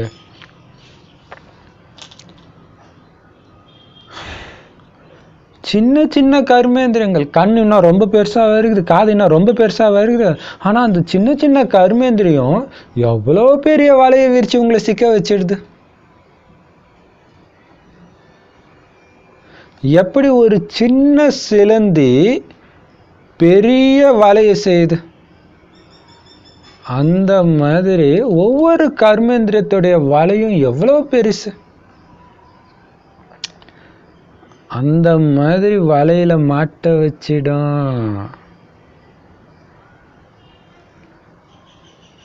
நான் மாட்டிக்கிட்டு இருக்கிறேன்ற விஷயம் கூட உங்களுக்கு தெரிய வராது. ஏன்னா இது அந்த மாதிரியான மந்திர வலை. அது உங்களை ஈஸ்வரிய உணர்விலிருந்து, ஈஸ்வரிய மரியாதையிலிருந்து சாகடிச்சிடும், மயக்கமடிச்சு விழ வச்சிடும், மூர்ச்சையானவராக்கிடுது இல்லையா? சிலந்தி தும்மத்தோண்டு இருக்கும், அது கட்டுற வலையில் பார்த்தீங்கன்னா பெரிய பெரிய பூச்சிலாம் மாட்டும். ஆக்சுவலாக பார்த்தீங்கன்னா ஒரு கருப்பாம்பூச்சி கூட போய் மாட்டும் அந்த வலையில், சின்ன சிலந்தி பின்ற வலையில். அந்த மாதிரி இந்த கர்மேந்திரியங்கள் சின்னதாக இருக்குது, அதோடைய வலையில் போய் நீங்கள் மாட்டிக்காதீங்க, எச்சரிக்கையாக இருங்க. இன்னும் கேட்டிங்கன்னா நீங்கள் மாட்டினதே உங்களுக்கு தெரியாது அந்த மாதிரி. ஏன்னா ஆக்சுவலாக சிலந்தி கூட அப்படி தான் பண்ணும், அது போய் இன்னமும் ஒன்று பண்ணி அப்படியே மயக்க அடிக்க வச்சு அதை சுற்றி ஒரு வலை பின்னும் அந்த பெரிய பூச்சி மேலே. அதுக்கப்புறம் கொஞ்சம் கொஞ்சமாக அதை சாப்பிட்ரும். அதனால் பாபா சொல்கிறார், அப்படி மாட்டிக்காதீங்க. ஏன்னா உங்களுக்கே தெரியாது, நீங்கள் அந்த வலையில் மாட்டிக்கிட்டு இருக்கிறீங்கன்னு கூட உங்களுக்கு தெரியாது. அந்த மாதிரியான மந்திர வலை அது. ஈஸ்வரிய உணர்விலிருந்தே உங்களை சாகடிச்சிடுது, ஈஸ்வரிய மரியாதையிலேருந்து உங்களை சாகடிச்சிடுது. வலையிலிருந்து விடுபட்ட ஆத்மாக்கள் எவ்வளவுதான் அந்த தாச ஆத்மாக்களுக்கு நீ மாட்டிக்கிட்டு இருக்கிறன்னு உணர வச்சா கூட மயங்கி கிடக்கிறவருக்கு என்ன உணர்வு ஏற்படும்? ஸ்தூல ரூபத்தில் கூட மூர்ச்சையானவரை நீங்கள் எவ்வளவுதான் அசைச்சாலும், எவ்வளவுதான் புரிய வச்சாலும், பெரிய பெரிய மைக்க காதில் வச்சு கத்தனா கூட அவரால் கேட்க முடியுமா? அதே மாதிரி தான் இந்த மாயாவின் கர்மேந்திரியங்கள் விரிக்கிற வலையும் உங்களை உணர்விழக்க வச்சிடுது. பிறகு என்ன சொல்றீங்க? உணர்விழந்த நிலையில் சிலர் அதிகமாக பேசவும் செய்கிறாங்க, ஆனால் அந்த பேச்சு அர்த்தமற்றதாக இருக்கும். அந்த மாதிரி ஆன்மீக உணர்வை இழந்த நிலையில் தன்னை தெளிவுபடுத்துவதற்காக பல விஷயங்கள் சொல்லுவாங்க, ஆனால் அது எல்லாமே அர்த்தமற்றதாக தான் இருக்கும். 2 மாதத்தின் 6 மாதத்தின் பழைய விஷயம் இங்கே உள்ள அங்கே உள்ள விஷயத்தை பேசிக்கிட்டே இருப்பாங்க. அந்த மாதிரியானது இந்த ஆன்மீக உணர்விழந்த நிலை. விஷயமும் ரொம்ப ரொம்ப சின்னதாக தான் இருக்கும், ஆனால் மூர்ச்சையான நிலையும் மிக பெரியதாக இருக்கும். இதிலிருந்து விடுபடுறதுக்கும் நீண்ட காலம் ஆகும். அப்படின்னா வலையின் ஒவ்வொரு கம்பியையும் துண்டிப்பதற்கு முயற்சி செய்கிறாங்க. வலையை எப்பொழுதாவது பார்த்துருக்கிறீங்களா? உங்களுடைய கண்காட்சி படங்களில் இருக்கிறது. வலையை அழித்து விடுங்கள். சிலந்தியும் தன்னுடைய வலையை முழுமையாக தானே சாப்பிட்டு விடும். அந்த மாதிரி விஸ்தாரத்தில் செல்லாமல் விஸ்தாரத்திற்கு புள்ளி வைத்து புள்ளியில் உள்ளடக்கி விடுங்கள். புள்ளி ஆகி விடுங்கள், புள்ளி இட்டு விடுங்கள், புள்ளியில் நிரம்பி விடுங்கள். அப்பொழுது முழு விஸ்தாரமும் முழு வலையும் ஒரு நொடியில் உள்ளடங்கிவிடும். மேலும் நேரமும் மிச்சமாகிவிடும். கடின உழைப்பிலிருந்து விடுபட்டுடுவீங்க. புள்ளியாகி புள்ளியின் அன்பில் ஐக்கியமாகி விடுவீர்கள். எனவே வலையில் மாட்டிக்கொண்டு உணர்விழந்த நிலையில் இருப்பது நல்லதா, அல்லது புள்ளியாகி புள்ளியின் அன்பில் ஐக்கியமாகி இருப்பது நல்லதா? ஆக தந்தையின் விருப்பம் என்னவானது? அன்பில் ஐக்கியமாகி விடுங்கள்.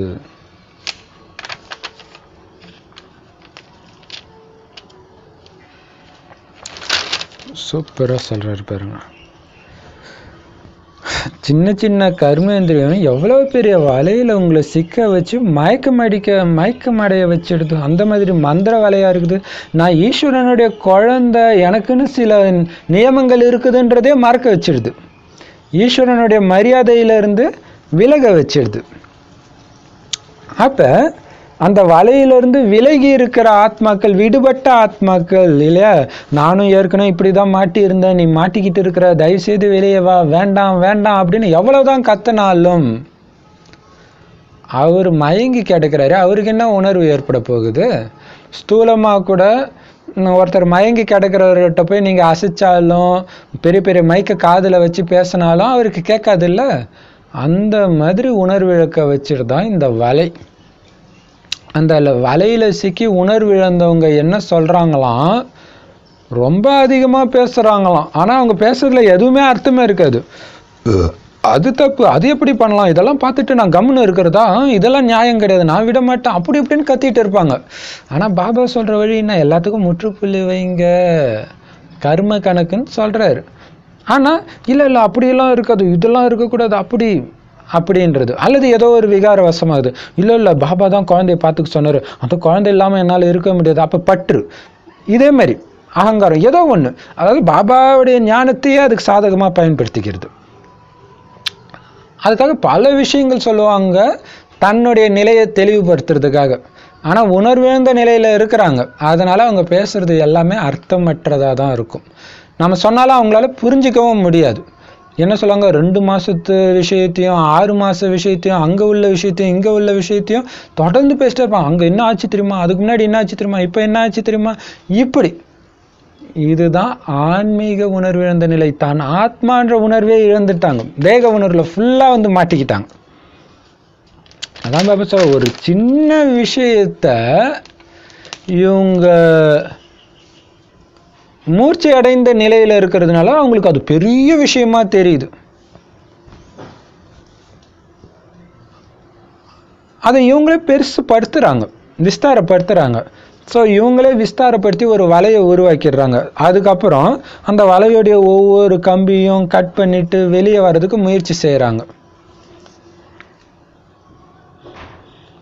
அதுக்கு எவ்வளோ நேரம் ஆகிடுது. அதான் பாபா சார், வலையை எப்பயாச்சும் பார்த்து இருக்கிறீங்களா? அந்த மாதிரி வலையை பார்த்து இருக்கிறீங்களா கேட்குறாரு. உங்களுடைய கண்காட்சி படங்களில் கூட அது மாதிரி வலை இருக்குதுன்றார். அநேகமாக பற்றுக்கு அந்த வலை இருக்கும்னு நினைக்கிறேன் அஷ்டசக்திகளில். சரி, அதனால் வலையெல்லாம் அழிச்சிடுங்க. சிலந்தி கூட தன்னுடைய வலையை வந்து தானே சாப்பிட்டுடுமா. ஆமாம், ஒரு இடத்த விட்டு வேறு இடத்துக்கு போகணும், அந்த இடத்துல ரொம்ப டிஸ்டர்பன்ஸ் இருக்குன்னா அது ஃபுல்லத்தையும் சாப்பிட்டு போகும். அந்த மாதிரி நீங்களும் எல்லாத்தையும் உள்ளடக்கிக்கோங்க. விஸ்தாரத்துக்கு உருவாக்கிட்டு சாப்பிட தேவையில்ல, விஸ்தாரத்துக்கே போகாதீங்க. புள்ளி வச்சு புள்ளியில் அடக்கிடுங்கன்றார் இல்லையா? நடந்து முடிஞ்ச விஷயத்துக்கு ஒரு புள்ளி, முற்றுப்புள்ளி வச்சுட்டு நான் ஆத்மான்ற புள்ளியில் அடக்கிடுங்க, உள்ளடக்கிடுங்க. அவ்வளோதான். அதுக்கு உயிர் கிடையாது, அது பஸ்பம் பண்ணியாச்சு. அதுக்கு பாபா சூப்பராக சொல்கிறாரு, புள்ளி ஆகிடுங்க, ஆத்மாவாகிடுங்க. புள்ளி இட்டுடுங்க, நடந்து முடிஞ்சதுக்கு ஒரு ஃபுல் ஸ்டாப் வச்சுடுங்க, புள்ளியில் நிரம்பிடுங்க. இல்லையா? ஃபுல்லாக அந்த பாபான்ற ஒரு புள்ளியிலே நிரம்பிடுங்க. உங்கள் புத்தி ஃபுல்லாக பாபா மட்டுமே இருக்கட்டும். அப்போ என்ன ஆகும்? எவ்வளவு பெரிய விஸ்தாரமாக இருந்தாலும் முழு வலையுமே ஒரு நொடியில் உள்ளடங்கிடும்ன்றார். எல்லாத்தையும் பாபா பார்த்துக்கார். அவர்கிட்ட கொடுத்துட்டு அதை பற்றி சிந்திக்காமல் பாபா எனக்கு என்ன கொடுத்துருக்கிறார்? உலக சேவை, சக்தி ஸ்வரூபமாக இருக்கணும். இந்த வீண் விஷயத்தெல்லாம் நோண்டிட்டு இருந்தேன்னா நான் எங்கே சக்தி ஸ்வரூபமாகிறது? அதனால் புள்ளி வச்சிடுங்க, ஒரு நொடியில் எல்லாமே உள்ளடக்கிடுங்க. முழு விஸ்தாரமே வேணாம், அது பக்கமே போகாதீங்க. என்னாச்சு ஏதாச்சு எதுவுமே நமக்கு தெரிய வேண்டாம். அப்போ என்ன ஆகும்? நேரமும் மிச்சமாகும். அது என்ன, இப்போ என்னை பற்றி ஒருத்தங்க தப்பாக சொல்கிறாங்க, அது என்ன சொல்கிறாங்கன்னு நான் நோண்டிட்டு இருந்தேன்னா, அது அவங்க மூலமாக நான் கேட்டேன்னா அது எனக்கு 2-3 நாளைக்கு யோகா பண்ண விடாமல் இருக்கும். இல்லையா? திரும்ப டிஸ்டர்ப் பண்ணிகிட்டே இருக்கும். அப்போ எதா வேணாலும் இருக்கட்டும், உங்களை பற்றி அவங்க தப்பாக சொன்னாங்க, அப்படியா, ரொம்ப சந்தோஷம், அதை என்கிட்ட சொல்லாதீங்க, அந்த ஆத்மா நல்ல ஆத்மா, விடுங்க, நம்ம பாபாவை பற்றி பேசலாம் டக்குன்னு. அப்போ என்னாச்சு? நேரம் மிச்சமாயிடுது, உங்களுடைய ஸ்திதியும் மேலே கீழே போல. அப்புறம் நேரமும் வேஸ்ட் ஆகி கடின உழைப்பு பண்ணி வெளியே வர்றது எல்லாத்துலேருந்தும் விடுபட்டுடுறீங்க. எப்போ? ஒரு புள்ளி வைக்க. அப்போ புள்ளி வைக்கிறது தானே புத்திசாலித்தனம். அதான் பாபா சொல்ற, புள்ளியாகி புள்ளியின் அன்பில் ஐக்கியமாகிடுங்க. புள்ளியாகி, அதாவது நான் ஆத்ம உணர்வில் வந்து புள்ளியின் அன்பில் ஐக்கியமாகிடுவீங்க. இல்லையா? பாபா ஒரு ஒளி புள்ளி இல்லையா? அதில் அப்படியே ஐக்கியமாகிடுங்க. ஸோ இதுவுமே அந்த சிஸ்டர் கேட்ட மரண பயத்துக்குமே இதுதான் பதில். இல்லையா? என்ன ஆகுமோ, ஏதாவது ஆகிடுமோ, இது எதை பற்றியும் கவலைப்படாங்க, பாபாட்ட எல்லாத்தையும் கொடுத்து அதுவுமே ஏன் விஸ்தாரப்படுத்துங்க? படுத்துறதுனால தான் பயம். எல்லாமே நன்மை தான் நடக்கும், எல்லாமே நன்மை தான் நடக்கும், பாபா பார்த்துக்கார், எல்லாமே நன்மைக்காக தான். டக்குன்னு முற்றுப்புள்ளி வச்சுடுங்க. இந்த யோகா ப்ராக்டிஸ்னு ஒன்று கொடுக்குறோம் இல்லையா, அதை சின்சியராக பண்ணுங்க. இதெல்லாம் சிந்திக்கவே டைம் இருக்காது. முக்கியமாக பார்த்தீங்கன்னா இந்த யோகா ப்ராக்டிஸ் பண்ணும்போது அந்த பவர் உங்களால் ஃபீல் பண்ண முடியும். பட் நடுவில் உங்களுக்கு ஏதோ வேலை இருக்குது, அல்லது ஒருத்தர் கூட பேசுகிறீங்க, அல்லது உங்களுக்கு பிடிச்ச சமையல் ப்ரோக்ராம் ஏதோ ஒன்று டிவியில் பார்க்குறீங்கன்னு பார்த்தீங்கன்னா, அது முடிச்சுட்டு வரும்போது ஆத்மா சக்தி இழந்துருக்கிறது தெரியும். அது எப்படி தெரியும்னா, அப்போ தான் இந்த மாதிரி வீண் எண்ணங்கள்லாம் வரும்.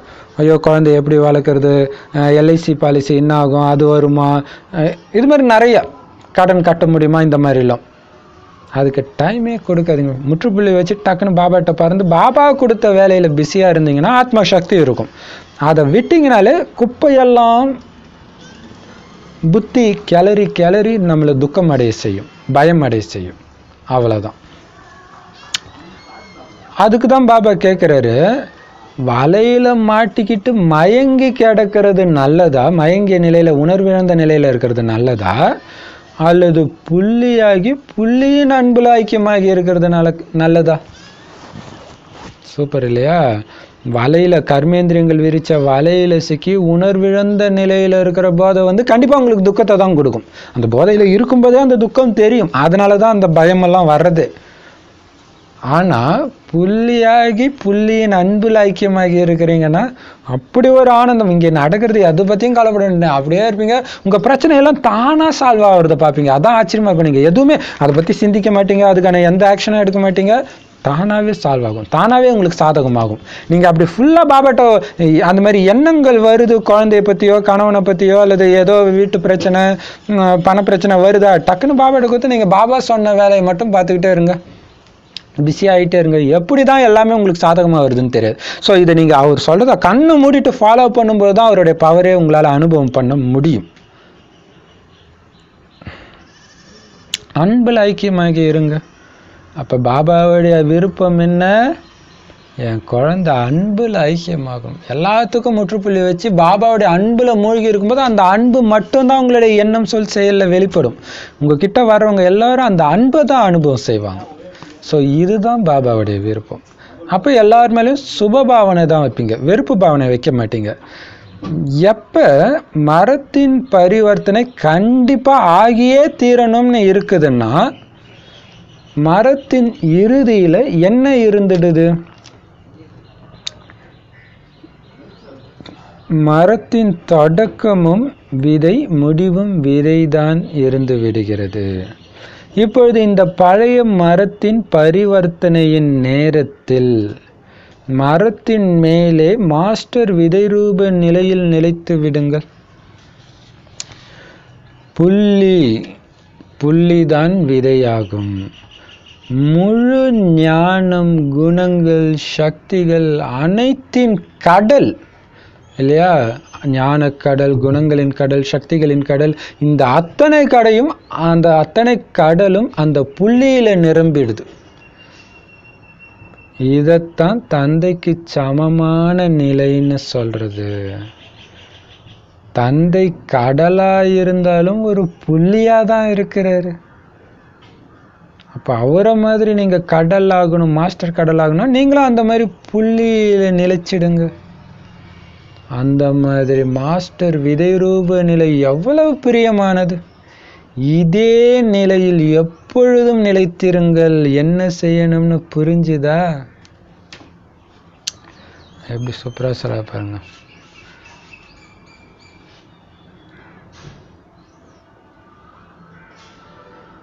ஆக்சுவலாக இந்த லைனுக்கு அர்த்தம் புரியல. மரத்தின் பரிவர்த்தனை கண்டிப்பாக ஆகணும்னா இறுதியில் என்ன இருந்துடுது அப்படின்னு சொல்கிறார். ஆக்சுவலாக இது சிருஷ்டி மரத்தை தான் சொல்கிறாருன்னு நினைக்கிறேன், மற்ற மரத்துக்கு பொருந்தது.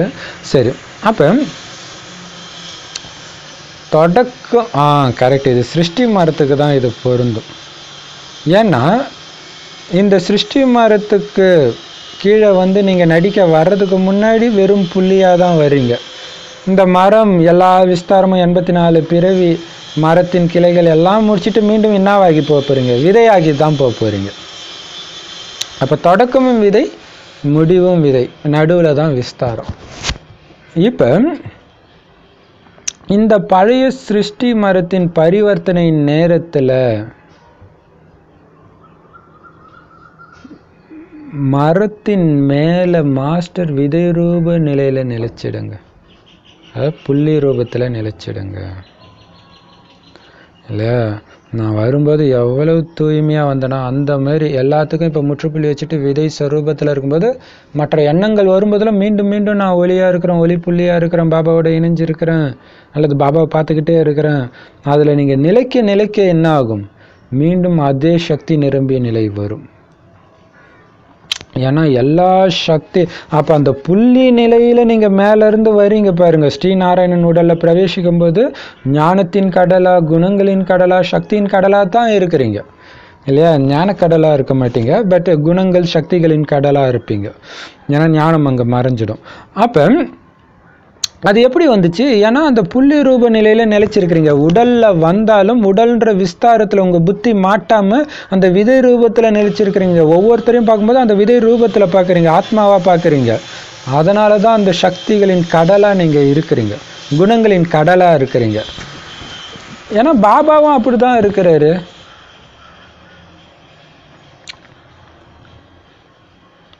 பாபா கடலாக இருந்தாலும் புள்ளியாக தானே இருக்கார். அதே மாதிரி நீங்களும் அந்த புள்ளி ஸ்வரூபத்தில் இருக்கிறதுக்கு பேர் தான் தந்தைக்கு சமமான நிலை.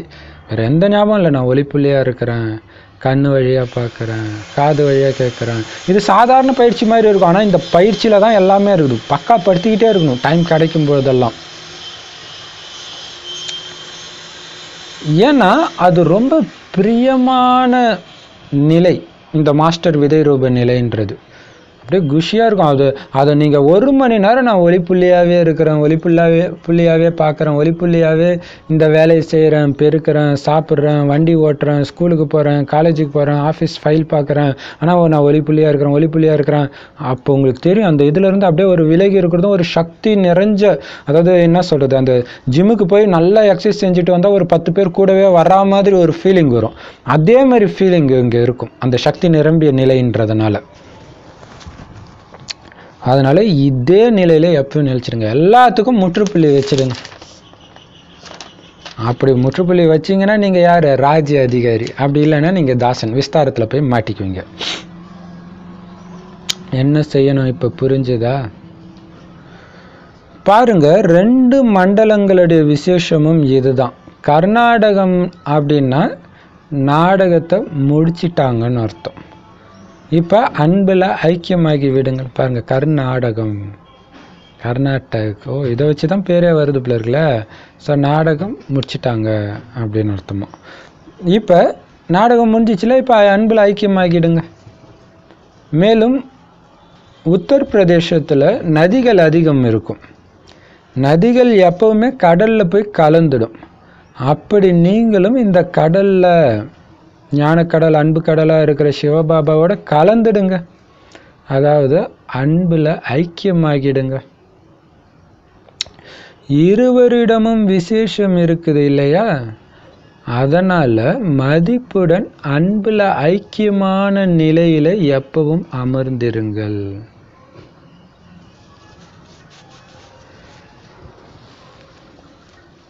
மேலே கீழே செல்லாதீர்கள். வருவது போவதின் அலைவதை இப்போ முடிச்சிட்டீங்க தானே? இப்பொழுது சௌகரியமாக மதிப்புடன் அமர்ந்து விடுங்கள். நல்லது. சூப்பர் பாயிண்ட் சொல்கிறார் இல்லையா?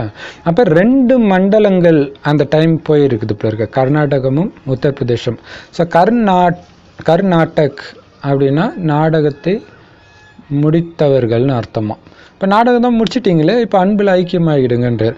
அது உத்தரப்பிரதேசத்தில் நதிகள் இருக்குமா, எல்லா நதியும் போய் கடலில் கலக்குதான். அதே மாதிரி நீங்களும் அன்பு கடலில் கலந்துடுங்க, பாபாவோட அன்பில் ஐக்கியமாகிடுங்க. ஸோ 2 பேருமே அன்பில் ஐக்கியமாகிடுச்சோம். ஒருத்தர் நாடகத்தை முடிச்சிட்டிங்க, ஐக்கியமாகிடுங்க. இன்னொருத்தர் நதி தானே, கடலை வந்து ஐக்கியமாகிடுங்க.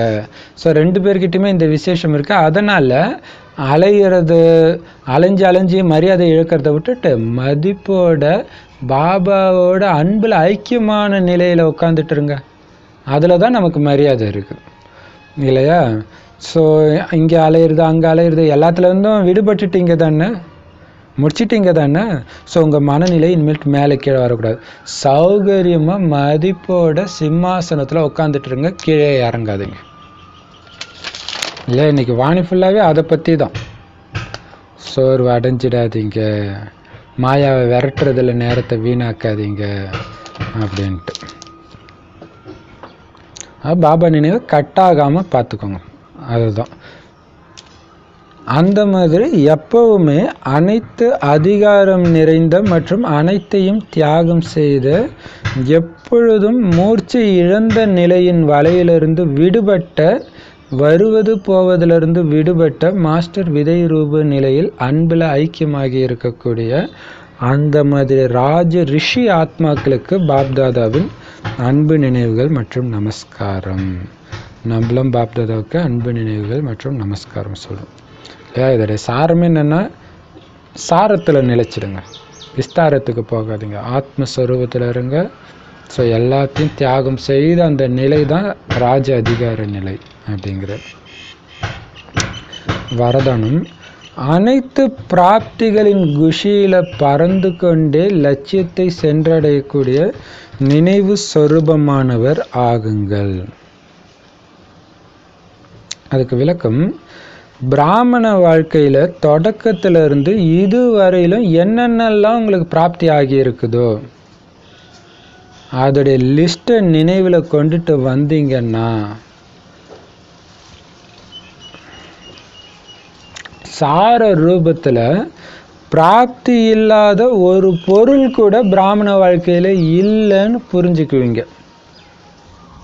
மேலும் இவை அனைத்தும் அழியாத பிராப்திகள்னு தான் சொல்லுவீங்க. இந்த பிராப்திகளுடைய நினைவு வெளிப்படுற ரூபத்தில் இருந்துச்சுன்னா, அதாவது அந்த பிராப்திகளின் நினைவு சொரூபம் ஆனீங்க அப்படின்னா, குஷியில பறந்துக்கிட்டே லட்சியம் வரை ஈஸியாக சென்றடைஞ்சிடுவீங்க. பிராப்தியின் குஷி ஒருபொழுதும் உங்களை கீழே குழப்பத்தில் கொண்டுட்டே வராது, அந்த பிராப்தியின் குஷியிலே இருந்தீங்கன்னா. ஏன்னா நிரம்பிய நிலை ஆடாததாக தான் இருக்கும், ஆடாததாக உங்களை ஆக்கும். ஸ்லோகன்: பிந்து ஸ்வரூபத்தின் நினைவில் இருக்கிறதுக்காக ஞானம், குணம் மற்றும் தாரணையின் கடல் ஆகுங்கள்.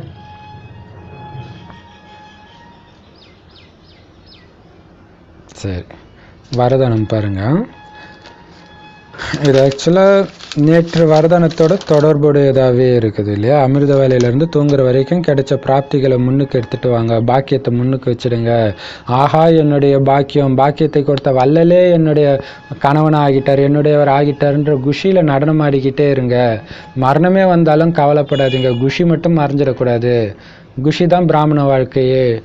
ஸோ அந்த மலர்ந்த முகம் இருக்குன்னா எல்லாத்துலேருந்தும் விலகி பார்வையாளராக எல்லாத்தையும் ஒரு விளையாட்டாக பாருங்க அப்படின்னு நேற்று வரதானம் ஸ்லோகனில் சொன்னது.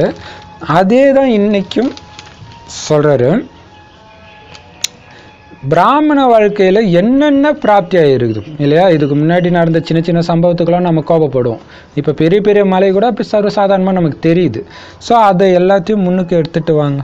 அந்த லிஸ்ட்டு நீங்கள் எப்பயுமே ஞாபகம் வச்சிங்க. எந்த அளவுக்கு சர்வசக்தி வாய்னா இருக்கேன், எந்த அளவுக்கு அமைதி சொரூபமாகி இருக்கிறேன், அன்பின் சொரூபமாகி இருக்கிறேன், இதை எப்பவுமே நீங்கள் ஞாபகத்தில் வச்சு இருந்தீங்கன்னா உங்களுக்கு அடையாத பொருள் ஒன்று இல்லவே இல்லை அப்படின்னு அனுபவமாகும். ஏன்னா இது எல்லாமே அழியாத பிராப்திகள். அப்போ அந்த நினைவு சொரூபமாக நீங்கள் இருந்தீங்கன்னா எப்பவுமே குஷியில் பறந்துக்கிட்டே இருப்பீங்க. அப்போ அந்த லட்சியம் அடையிறதும் ரொம்ப ஈஸியாக இருக்கும். குஷியாக லக்ஷ்மி நாராயணன் பதவியை நோக்கி போயிட்டு இருப்பீங்க. அப்போ எந்த விஷயத்துக்காகவும் நீங்கள் குழப்பத்தில் வரவே மாட்டீங்க. ஏன்னா எல்லாம் நிரம்பி இருக்கிறவங்க வந்து எதுக்கும் ஆடாமல் அசையாமல் இருப்பாங்க இல்லையா? எதை பற்றியும் கவலைப்பட்டாங்க. எல்லாம் நிறைஞ்ச ராஜா வந்து ஒரு சின்ன பொருளுக்காக ஏங்கி போக மாட்டார். ஸோ அது மாதிரி எல்லாம் நிரம்பி இருக்கிறவங்க ஆடாத அசையாதவங்களாக தான் இருப்பாங்க. ஸோ அப்படி ஆக்கிடும். அதுக்கு என்ன பண்ணணும், அந்த பிராப்தி வந்து வெளிப்படணும். அந்த சக்தி எனக்கு நிறைஞ்சிட்டதா, அந்த சக்தி வெளிப்படுற ரூபத்தில் காட்டுங்க. ஒவ்வொரு காரியத்திலையும் தெரியணும். அன்பு சொரூபம் ஆயிட்டிங்களா, ஒவ்வொரு உங்களுடைய வார்த்தையில் அசைவில் அந்த அன்பு தெரியணும். ஸோ அப்படி பண்ணிங்க. அது எப்போ ஆகும்னா அந்த நினைவு சொரூபத்திலே இருக்கும்பொழுது தான் ஆகும். அப்படி இருந்தீங்கன்னா ஆடாத அசையாதவராக ஆகிடுவீங்க. ஸ்லோகன் பார்த்தீங்கன்னா, பிந்து ஸ்வரூபத்தில் இருக்கிறது தான் மெயின் இல்லையா? அந்த நினைவு எப்பயுமே மறக்காமல் இருக்கணும்னா ஞானத்தின் கடலாக, குணத்தின் கடலாக, தாரணையின் கடலாக ஆகுங்க அப்படின்னு சொல்கிறார்.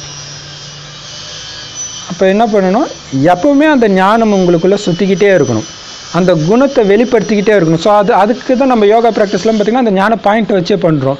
நான் அன்பின் கடலாக இருக்கிறேன், எந்த காரணத்துக்கு ஒன்றும் கோவப்பட மாட்டோம். ஸோ அதை திரும்ப திரும்ப சொல்ல என்ன ஆகுனா அந்த பிந்து ஸ்வரூபத்தின் நினைவு தானாகவே வந்துடும். ஸோ ஓம் சாந்தி.